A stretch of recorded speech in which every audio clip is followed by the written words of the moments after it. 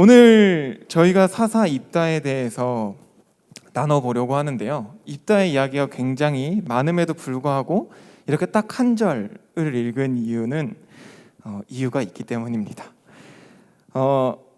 우리가 앞서 읽어왔던 사사들 중에서 소위 대사사, 많은 분량을 차지하고 있는 사사들의 마지막 부분에는 보통 사사가 있는 동안 몇십 년 동안 평온하였더라 라는 멘트가 한 번 정도는 같이 딸려 나옵니다. 온니엘도 그랬고 에훗도 그랬고 드보라도 그랬고 기드온도 그랬습니다. 그런데 대사사에 속한다고 하는 입다의 이야기에서는 어딘지 모르게 그 마지막에 아무리 눈 씻고 찾아봐도 입다가 있는 동안 몇십 년 동안 평온하였더라 라는 메시지가 없다는 것이죠. 저희는 여기서 한번 질문을 던져보지 않을 수 없습니다. 왜 입다의 이야기에서는 이 평온에 대한 언급이 나타나지 않는 것일까? 그리고 이 질문을 찾아가는 것이 오늘 저희가 이 말씀을 나누는 가운데 있어서 중요한 포인트라는 것을 우리 모두가 기억했으면 좋겠습니다. 이 포인트를 가지고 저희가 이제 입다 이야기로 들어가 보려고 하는데요. 입다 이야기를 들어가기에 앞서서 입다 이야기가 어떠한 모습으로 그려져 있는지를 그림을 통해 한번 보면 조금은 쉽게 이해하실 수 있을 것 같습니다. PPT 한번 첫 번째 거.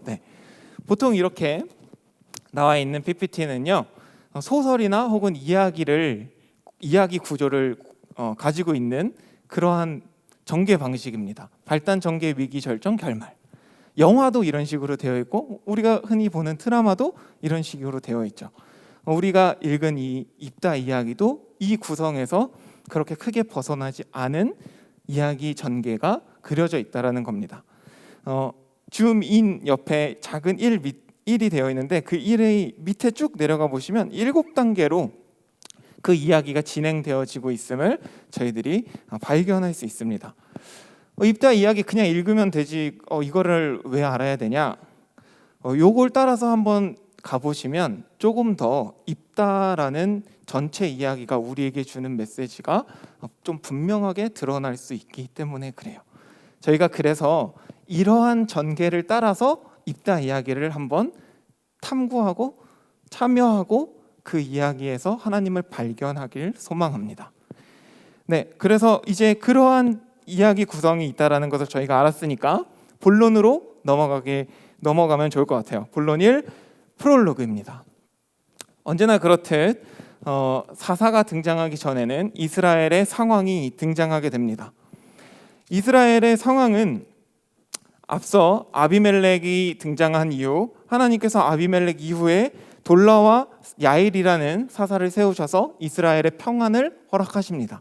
그러나 이스라엘은 역시나 하나님을 실망시키지 않았습니다. 하나님의 목전에서 역시나 죄를 짓고 하나님의 목전 앞에서 역시나 우상을 숭배하고 그렇게 바람을 피우게 됩니다. 이스라엘의 그런 모습에 하나님은 진절머리가 났고 진노하시게 되면서 그들을 암몬에게 그리고 블레셋 사람들에게 파시는 이야기가 앞에 등장합니다. 이러한 이야기가 등장하는데 이때 입다 이야기에서 가장 이스라엘을 힘들게 했던 종족은 바로 암몬 족속이었습니다. 18년 동안 우리가 이제 보게 될 길르앗 사람들만을 괴롭혔던 게 아니라 유대 그리고 에브라임 지역에 이르기까지 참 많은 사람들을 괴롭게 하는 그러한 족속으로 그려지고 있기 때문이죠. 그래서 이스라엘은 역시 하나님을 향해 SOS를 치기 시작합니다. 하나님 도와주세요 라고 SOS를 치기 시작해요. 그 SOS가 사사기 10장 10절에 등장합니다. 우리가 다 같이 한번 사사기 10장 10절에 있는 말씀을 읽어봤으면 좋겠습니다. 다 같이 읽겠습니다. 시작. 이스라엘 자손이 여호와께 부르짖어 이르되 우리가 우리 하나님을 버리고 바알들을 섬김으로 주께 범죄하였나이다 하니. 이스라엘은 자신들의 죄를 알고 있었어요. 하나님께 그리고 고백합니다. 그리고 나서 하나님께 하나님 살려주십시오. 하나님 저희가 힘듭니다. 라고 부르짖게 되죠. 그런데 보통 이렇게 하나님께 자신의 죄를 고백하고 그리고 도와달라고 요청을 하면 하나님께서는 그들이 조금 마음에 들지는 않을 수 있어도 어찌됐건 사사를 세우시고 그리고 기적을 일으키셔서 역사 가운데 주관하시는 하나님으로 그들을 구원하셨단 말이죠. 그런데 이번만큼은 조금 다릅니다. 10장 11절부터 14절까지에 있는 말씀인데요, 제가 한번 읽어드리도록 하겠습니다. 10장 11절부터 14절까지입니다. 여호와께서 이스라엘 자손에게 이르시되 내가 애굽 사람과 아모리 사람과 암몬 자손과 블레셋 사람에게서 너희를 구원하지 아니하였느냐? 또 시돈 사람과 아말렉 사람과 마온 사람이 너희를 압제할 때에 너희가 내게 부르짖음으로 내가 너희를 그들의 손에 구원하였거늘 너희가 나를 버리고 다른 신들을 섬기니 그러므로 내가 다시는 너희를 구원하지 아니하니라. 가서 너희가 택한 신들에게 부르짖어 너희의 환난 때에 그들이 너희를 구원하게 하라 하신지라. 지금 하나님께서 이 내용에서 전달하고자 하는 핵심은 결국 거절이신 거죠. No, 싫어 라고 얘기하신 겁니다. 근데 그 싫어 하시는 그 얘기 앞에 좀 다양한 민족들의 이야기를 섞어서 얘기하세요. 애굽부터 시작해서 아말렉도 있고 암몬도 있고 아주 다양한 민족들이 등장합니다. 이 당시에 민족은요, 민족의 이름은 그 자체로 사실은 그 민족의 신을 상징하기도 해요. 그렇다면 하나님께서 지금 이것을 일일이 다 세시면서 얘기했다는 건, 야 너네들 이런 신 다 섬겨놓고 그래서 나 버려놓고 이제 와서 나보고 뭐 어떻게 해달라고? 싫어 라고 얘기하시는 거죠. 저희는 여기서 굉장히 하나님의 그 거절하심에 대한 특이점을 발견할 수도 있지만 이 특이점 가운데서 한 가지 더 발견할 수 있는 것이 있습니다.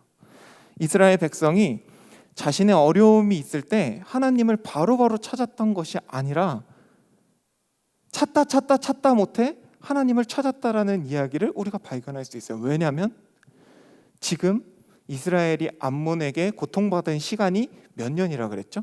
18년. 18년 동안 1년 동안 고통스러우면 하나님 고통스러워요 라고 바로 찾아도 됐었는데 18년 동안 이신 저신 이런 신 저런 신 다 찾다가 끝끝내 여호와를 찾은 거죠. 그러니 우리 하나님의 마음이 얼마나 뭉개졌을까요? 우리는 여기서 이스라엘의 신앙이 굉장히 퇴보했음을 볼 수 있습니다. 엄청나게 믿음이 좋은 여호수아와 그 밑에 있었던 사람들 그 이후부터 굉장히 엄청나게 퇴보했음을 우리는 볼 수 있는 것이죠.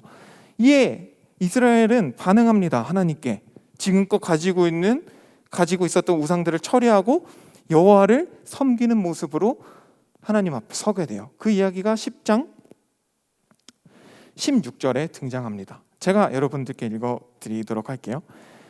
자기 가운데 이방 신들을 제하여 버리고 여호와를 섬김에 여호와께서 이스라엘의 공고로 말미암아 마음에 근심하시니라. 이스라엘이 뭔가 변화된 모습을 보입니다. 액션을 취해요. 그들은 절박했으니까. 그 수많은 신들 중 오직 여호와 하나님만 응답하셨던 거겠죠. 왜? 그 우상들은 죽은 신이니까. 그래서 그들은 절박했습니다. 하나님을 우리에게 응답하신 하나님을 붙잡기 위해서 자기들이 가지고 있던 우상들을 다 제하여 버리고 여호와를 섬기는 것이죠. 그때 하나님의 마음이 그 뒤에 등장합니다. 이스라엘의 공고로 말미암아 마음에 근심하시니라. 우리는 어떻게 이 내용을 보다 보면은 이스라엘이 뭔가 회개한 것 같고 이스라엘이 뭔가 액션을 취해서 하나님이 이런 마음을 가지셨구나라고 생각할 수도 있지만 정말 그러한가? 라는 질문을 던져보면 이스라엘이 가지고 있는 신앙, 퇴보된 신앙과 앞으로 전개되어질 이스라엘의 모습을 생각했을 때 그렇지 않다는 것을 볼 수 있어요. 그렇다면 하나님은 도대체 왜 그들을 향해 마음에 근심이 있었던 걸까요? 여기서 마음이 근심이 있다, 근심하다라는 이 말을 어원으로 들어가 보면 견디지 못하다라는 의미예요. 하나님이 견딜 수 없었던 거죠. 뭘 견딜 수 없었을까요? 이스라엘을 향한 사랑을, 이스라엘을 향한 긍휼을. 그래서 하나님은 근심하시기 시작하십니다. 하나님의 근심 가운데에 어떠한 응답은 있지 않았어요. 그런데 계속 사건은 전개되고 있었죠. 이스라엘은 마음이 조급해지기 시작했습니다. 상황이 전개되는 가운데에 있었기 때문에 그래요. 잠깐만요. 그 전에 저희가 놓치지 말아야 할 것. 우리가 10장 16절에서 하나님의 근심하심을 생각하면서 놓치지 말고 진행해야 하는 것은 여호와께서 우리를 향해 긍휼한 마음이 있었기 때문에 일하셨다라는 거예요. 긍휼한 마음이 있었기 때문에 움직이셨다는 거예요. 그것을 우리가 붙잡고 이 전체 입다 이야기를 한번 끌어내려가면서 봤으면 좋겠습니다. 자, 이 상황에서 어찌됐건 상황이 전개되기 시작합니다. 10장 17절과 18절에서 급작스럽게 상황이 전개되기 시작해요. 암몬 족속이 사람들을 모으고 군사들을 모아서 이스라엘을 잡아먹기 위해 찾아옵니다. 이스라엘도 똑같이 모읍니다. 그런데 고작 방어하기 위해 모아요. 그들은 리더가 없었고, 그들은 머리가 없었고, 그들은 마음에 불안만 있었기 때문에 서로의 얼굴을 대면하며 이렇게 얘기합니다. 누가 먼저 올라가서 암몬 자손과 싸우리이까? 우리는 이 말이 낯설지 않아요. 왜냐하면 사사기 1장에서도 나왔기 때문에 그래요. 사사기 1장에서는 하나님을 향해 얘기해요. 가나안 족속을 멸하러 가기 전에 이스라엘 백성들이 하나님을 향해 얘기합니다. 하나님, 누가 먼저 올라갑니까? 그때는 이스라엘이 믿고 의지하고 따르기 위한 기도를 했어요. 그런데 지금은 볼까요? 지금도 똑같이 가나안 족속과 대치하고 있는 상황이지만 그들은 하나님의 얼굴을 구하지 않아요. 그들은 서로 마주봅니다. 그리고 서로의 불안 가운데서 서로에게 질문합니다. 누가 먼저 올라가서 싸울 겁니까? 우리에게 리더가 도대체 누구입니까? 그러고 있는 상황인 거죠. 여기서 우리는 이스라엘의 신앙이 퇴보했음을 한 번 더 발견할 수 있습니다. 이스라엘은 더 이상 하나님을 기다리지 않아요. 하나님의 응답을 기다리지 않습니다. 그죠? 하나님 도와주세요. 응답했으니까 언제든 도와주시겠지라는 마음 가운데 계속 불안 가운데 불안한 선택만 할 뿐입니다. 서로의 얼굴을 마주보고. 그러한 가운데에 이들이 불안 가운데 자신들의 불안을 해소하기 위해 선택한 사람이 바로 입다입니다. 그래서 11장 1절부터 3절은 그 입다가 누구인지를 아주 친절하게 얘기해줘요. 11장 1절부터 3절에서는 입다를 이렇게 얘기합니다. 큰 용사다, 길르앗의 아들이다, 기생의 아들로서 첩의 아들이다, 잡류의 우두머리다 라고 얘기를 합니다. 큰 용사라 함은 우리 모두가 짐작할 수 있듯이 능력이 있었던 거겠죠. 재능이 있었던 것이었을 겁니다. 마치 이스라엘 백성들이 왕을 구할 때 사울을 바라봤을 때 그 느낌처럼 입다를 봤을 때도 그 느낌이었을 거예요. 그리고 입다는 길르앗의 아들이라고 얘기해주고 있어요. 어찌됐건 핏줄이 있다라는 소리죠. 그런데 문제가 뭐죠? 그 다음이에요. 기생의 아들로서 첩의 아들이라고 얘기하고 있습니다. 첩의 아들로만 살아도 자신의 입지와 재산을 지키기가 빠듯했을 텐데 기생의 아들이래요. 기생의 아들이라면 사생 하나 다름없거든요. 왜냐하면 기생은 하나님 보시기에 가증한 것이라고 성경은 얘기했기 때문에 그래요. 그러면 사생 하나 다름없는 이 입다를 처의 아들과 첩의 아들들이 챙겨줄 이유가 없었겠죠. 그들은 자기들 입 먹기도 입 모이기도 바쁜 그때에 입다를 내쫓을 생각을 했을 겁니다. 그래서 쫓아내기 시작합니다. 그래서 입다는 도망자, 쫓겨난 자의 신세를 살아가게 돼요. 그러나 그는 큰 용사였기에 재능과 지혜가 있었기에 그가 속한 그곳에서마저도 그는 우두머리의 역할을 합니다. 그런데 참 재밌죠. 그 우두머리가 잡류의 우두머리입니다. 여기서 잡류라는 거를 원래 언어로 해석을 하면요, 헛되이 사는 자라는 의미가 있대요. 그렇다면 입다가 어떤 자들의 우두머리였다는 걸까요? 헛되이 사는 자들의 우두머리였다는 거죠. 그러면 입다도 역시 헛되이 사는 자였다는 것을 우리는 발견할 수 있는 겁니다.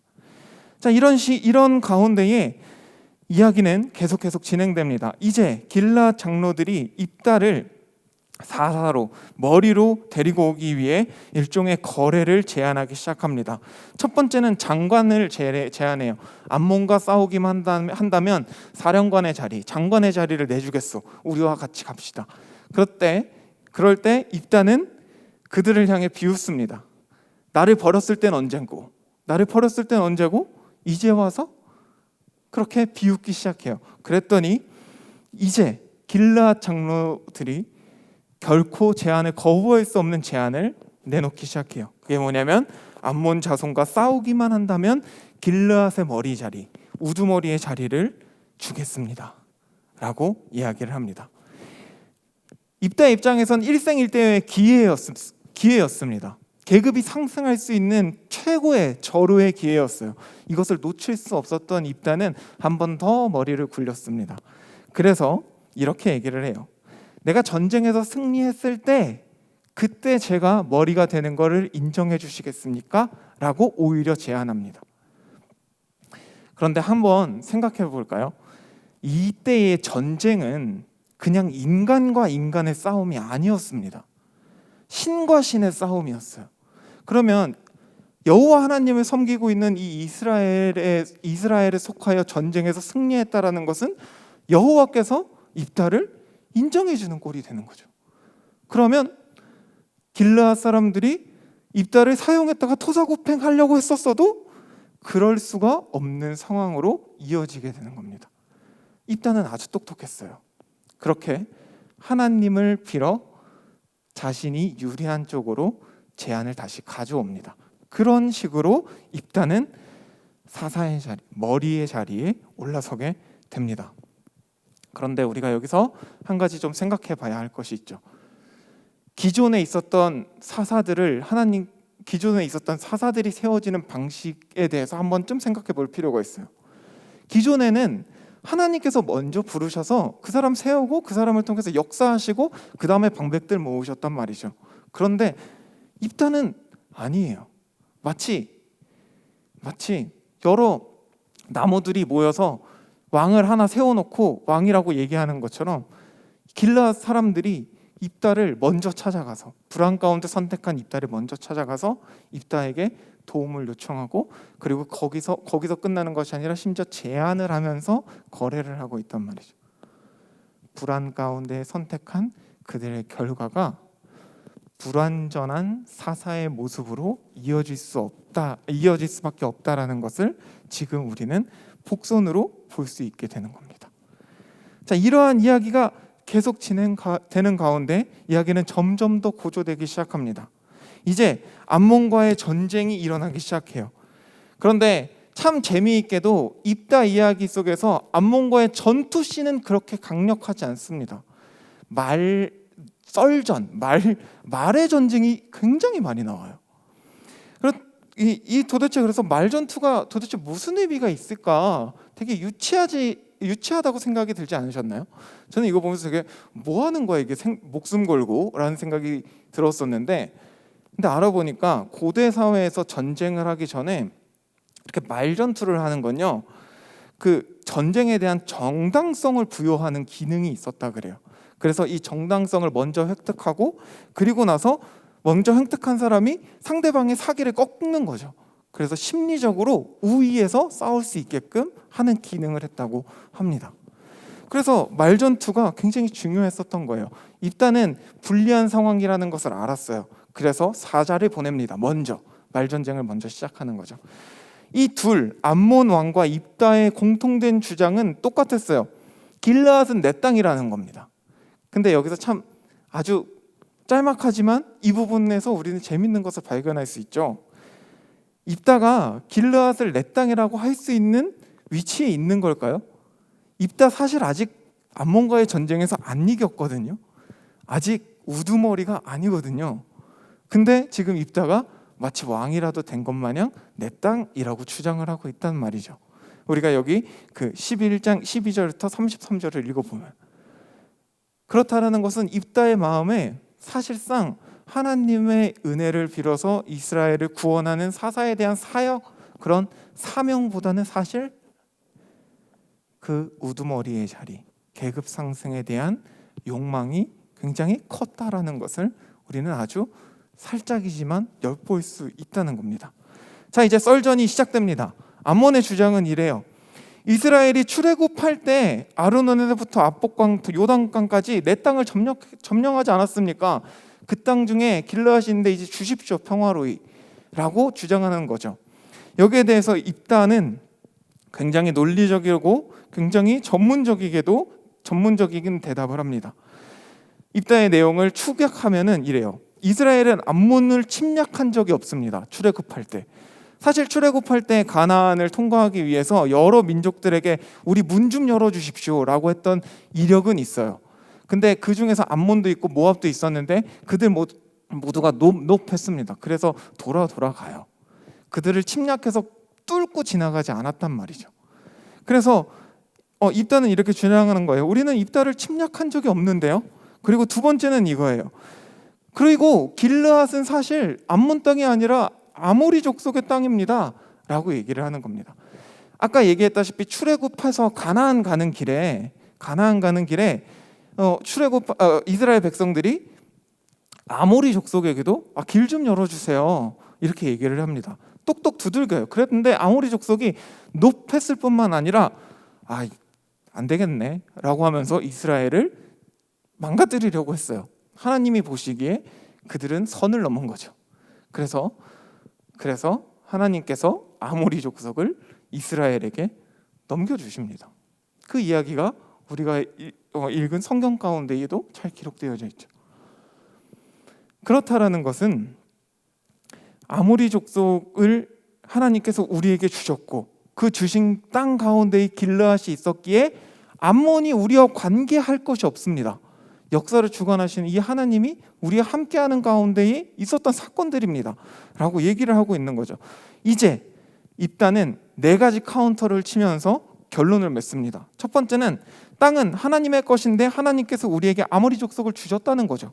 두 번째는 암몬 왕 당신이 사실상 모압, 예전에 우리를 쳐들어왔던 모압 왕과 비교했을 때 그때랑 비교해 보면 당신 별거 아니야. 발락도 가게 하신 하나님인데 그 하나님이 우리와 함께 하시는데 당신 별거 아니야 라는 뉘앙스를 내비치고 있는 것이죠. 세 번째, 이스라엘 사람들이 길르앗에 오랫동안 거주했는데 그 전에는 찾으러 온 일 없다가 갑자기 지금 와서 왜? 라고 질문을 합니다. 그리고 네 번째, 이스라엘은 암몬에게 해를 끼친 적이 없는데 왜 암몬은 우리에게 이런 식으로 합니까? 우리 가운데에 하나님의 재판, 하나님의 심판이 필요합니다 라고 땅땅땅 치면서 이야기를 해요. 근데 앞서 얘기했다시피 암몬 족속은요 이미 썰전이고 뭐고 다 필요 없고 그냥 이스라엘을 잡아먹으려고 온 거예요. 그렇기 때문에 입다가 이렇게 아주 멋있게 얘기를 했지만 협상은 결렬되고 전쟁은 시작됩니다. 그리고 그 전쟁의 시작과 결말이 딱 두 절에 기록되어져 있어요. 그 내용이 11장 32절과 33절로 기록되어져 있습니다. 자, 우리는 여기서 한 가지 더 생각해 볼 것이 있어요. 그동안 하나님의 일하심에 대해서 얘기할 때는 전투씬에 굉장히 많은 공을 들였거든요. 되게 디테일한 장면 하나에 하나님께서 어떻게 일하셨는지에 대한 이야기가 앞에 있는 사사들의 이야기에는 기록되어져 있어요. 그런데 입다 이야기에서는 그게 없어요. 그렇다는 것은 입다 이야기를 통해서 하시고자 하는 메시지가 단순히 전쟁 가운데에서 능하신 하나님, 우리를 지키시는 하나님으로 끝나는 게 아니라는 걸 얘기하는 거죠. 그럼 뭘까요? 지금부터 앞에서부터 계속 이어져 왔고 앞으로도 계속해서 이어져 갈 이스라엘의 빠그러진 신앙과 그 빠그러진 신앙으로 인해서 관계가 어그러진 하나님과의 관계에 대해 주목하고 있다는 겁니다. 입다의 전체 이야기가 그쪽으로 우리를 끌고 가고 있는 것이죠. 이렇게 입다는 승리에 도취돼서 평온 가운데에 집으로 귀환합니다. 그런데 입다의 위기는 바로 여기서부터 시작돼요. 입다는 전쟁을 승리하였으나 그가 평안히 돌아왔을 때 인생 최고의 위기를 맞이하게 됩니다. 그 입다가 왜 위기를 맞이하게 됐는고 하고 우리가 성경을 다시 한번 살펴보면요, 사사기 11장 30절과 30절에 그 이유가 등장하는데 다 같이 한번 읽어봤으면 좋겠습니다. 사사기 11장 30절과 31절입니다. 다 같이 읽어보도록 할게요. 시작. 그가 여호와께 서원하여 이르되 주께서 과연 암몬 자손을 내 손에 넘겨주시면 내가 암몬 자손에게 평안히 돌아올 때에 누구든지 내 집 문에서 나와서 나를 영접하는 그는 여호와께 돌릴 것이니 내가 그를 번제물로 드리겠나이다 하니라. 지금 입다가 뭐 하고 있죠? 전쟁 전이에요. 입다 지금 뭐 하고 있을까요? 기도하고 있죠? 기도하고 있는데 뭐 하고 있을까요? 서원하고 있습니다. 근데 서원의 내용이 조금 이상해요.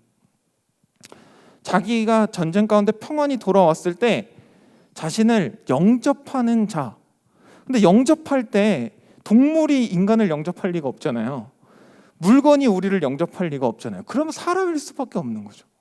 그럼 입다는 이미 벌써 여기서 서원하는 이야기 가운데에 제가 이 전쟁을 평온하게 이겨 돌아오게 하게만 하신다면 그러면 하나님께 인신제사 드리겠습니다. 하나님께 제가 이거 드릴게요. 제가 드릴 수 있는 최고입니다. 지금 이러한 기도를 하나님께 하고 있는 것이죠. 그렇다면 우리는 여기서 질문을 던져야 해요. 왜 입다는 이런 서원을 하나님께 한 것일까? 앞서 썰전의 내용을 보면요, 입다는 하나님에 대해서 너무 잘 알고 있어요.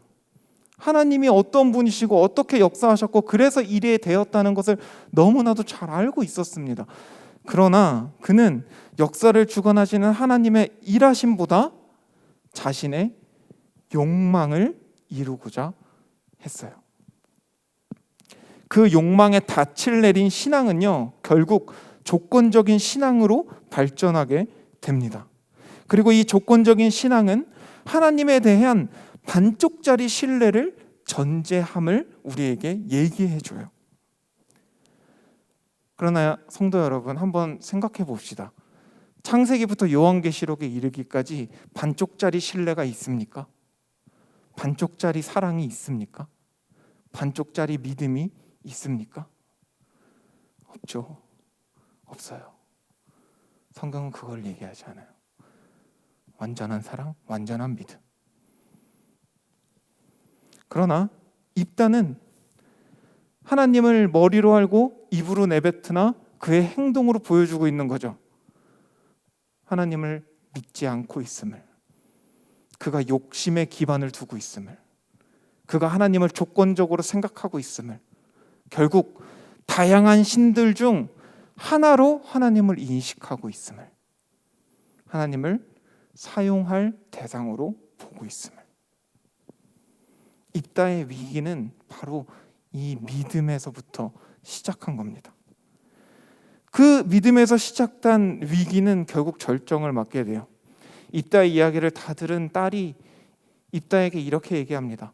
하나님께서 우리에게 이렇게 신실함 가운데 평안을 허락하셨으니 당연히 저도 그래야죠. 저도 당연히 그 기도를 따르겠습니다. 라고 얘기를 해요.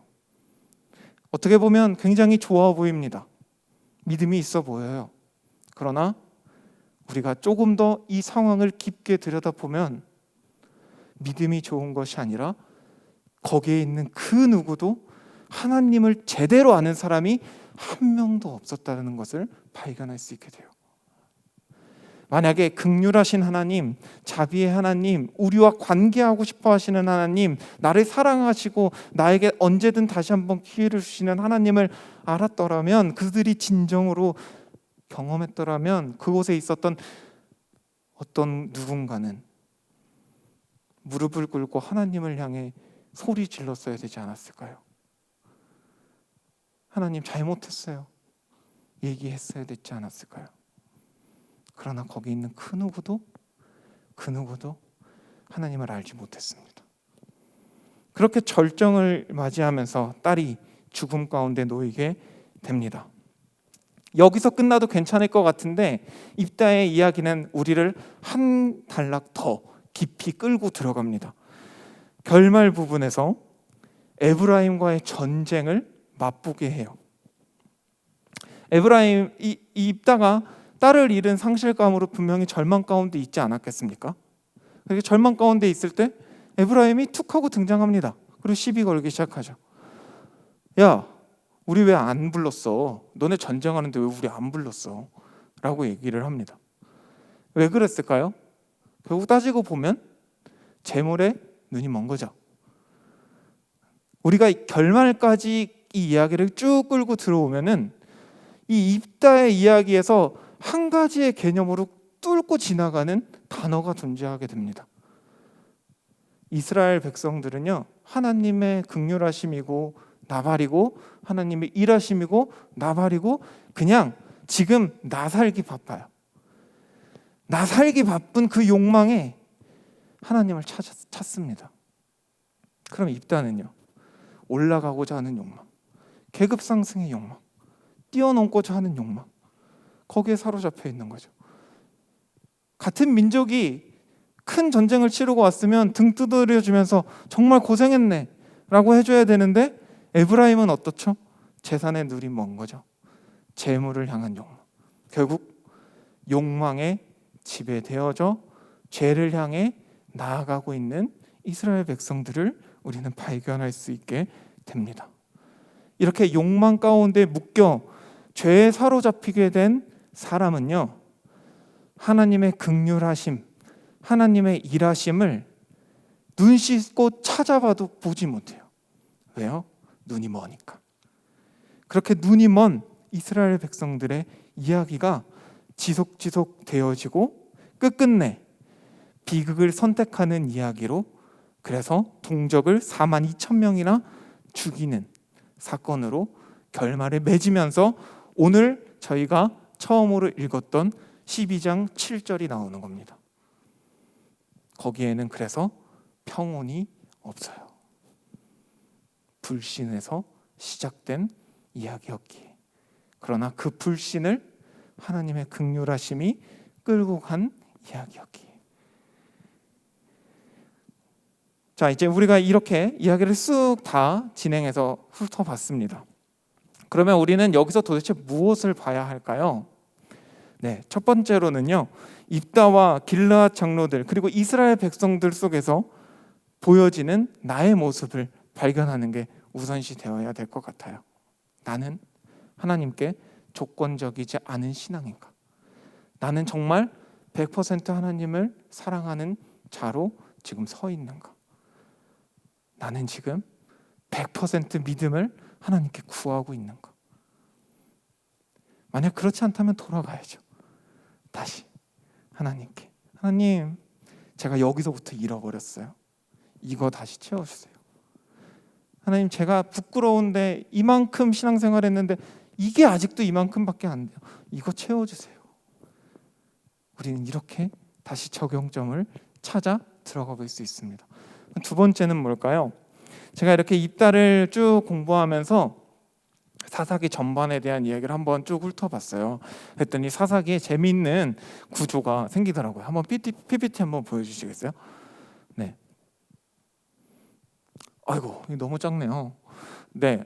아무튼 사사기의 구조가 저렇게 서론, 본론, 결론으로 지어져 있는데, 서론에서 누가 먼저 올라갈 것이냐라고 했을 때 이 메시지 안에서는 가나안을 향해서 칼이 가 있어요. 그래서 하나님을 믿고 신뢰하는 이야기로 진행됩니다. 자, 이제 근데 본론 1, 2, 3에서는요, 사사들을 4명, 4명, 5명으로 이렇게 나눴을 때 숫자가, 평온의 숫자가 160, 90일, 40일 이렇게 줄어드는 것을 볼 수가 있어요. 그래서 그 대표적인 사사들의 모습들을 통해서 한번 그 본론 1, 2, 3을 정리해 보니까 본론 1에서는 하나님의 일하심에 대한 확신이 있더라고요. 4명의 사사들이 오니엘, 야홉, 갑자기 기억이 안 나는데, 등등. 그리고 두 번째 본론에서는 그 확신이 조금씩 깨지기 시작해요. 의심이 들기 시작하는 거죠. 하나님이 진짜 있나? 하나님이 일하나? 라는 이야기가 기드온을 필두로 시작되는 내용을 쭉 살펴보면 의심의 이야기가 막 꽃을 피기 시작합니다. 이제 본론으로 넘어가서 우리가 오늘 바라봤던 입다부터 쭉 시작해서 이제 삼손까지 끝나는 이 내용들을 한번 살펴보면 불신이 아주 가득하죠. 확신에서 의심, 의심에서 불신, 그리고 17장부터 21장까지는 그야말로 정말 최악의 사건들이 가득가득 넘치게 되죠. 더 이상 가나안을 향해 칼을 휘두르지 않아요. 그들을 향해 휘두를 뿐이지. 동족을 향해 휘두를 뿐입니다. 17장부터 21장까지의 내용. 그래서 이거를 그냥 쉽게 이미지로 딱 바꾸면 이렇게 돼요. 나선형이라 그랬을 때 어떤 나선형이야? 라는 생각을 하셨죠? 그냥 용수철 나선형이 아니라 토네이도형 나선형인 거죠. 미첼형에 갈수록 죄와 욕망에 더욱더 그 회전 속도가 빨라지니까 더 좁아져서 결국 토네이도 모양이 되고, 지면에 닿은 그 부분은 그야말로 아수라장이 되는 거죠. 17장부터 21장까지 넘어가는 내용들을 보면. 그래서 사사기를 읽다 보면 마음이 착잡해져요. 하나님 왜 이렇게 이런 말씀을 라는 생각이 들 정도로. 근데 우리가 그 사사기의 구조에서 살짝 한 걸음 뒤로 넘어가서 이 모든 사건을 바라보면요, 다음 페이지가 나와요. 그 폭풍 가운데 절망하고, 그 폭풍 가운데 슬퍼하고, 그 죄와 욕망으로 아수라장이 돼버린 우리네들의 삶을 하나님이 두 손으로 꼭 안고 있는 거죠. 왜요? 우리가 뭔가를 했기 때문에? 아니죠. 우리를 긍휼히 여기시기 때문에, 하나님의 사랑 때문에. 그 손이 상처가 날지라도 하나님께서는 토네이도가 돼버린 우리네들의 삶을 꼭 끌어안으신다라는 이 적용점을 우리는 발견할 수 있습니다. 코로나 때문에 힘드시죠? 제가 이제 겨우 31살 이제 막 됐는데, 저보다 더 연배가 많으신 우리 선배님들께 이런 질문하기 너무 힘들지만 사는 게 참 쉽지 않죠. 참 어려워요. 그런데 우리가 그 삶을 한 발자국 뛰어서 사사기를 지나 룻기를 지나 사무엘 상하를 지나 열왕기 상하를 지나 쭉쭉쭉쭉 지나서 신약의 십자가 사건이 일어나고, 부활하신 그리스도가 보이고 다시 오실 예수님이 계시록에 있다는 것을 우리가 발견했을 때, 그런 모자란 우리들의 삶, 그런 죄 가운데 소용돌이치는 우리들의 삶을 꼭 끌어안으시는 예수님의 손, 하나님의 손을 발견할 수 있게 됩니다.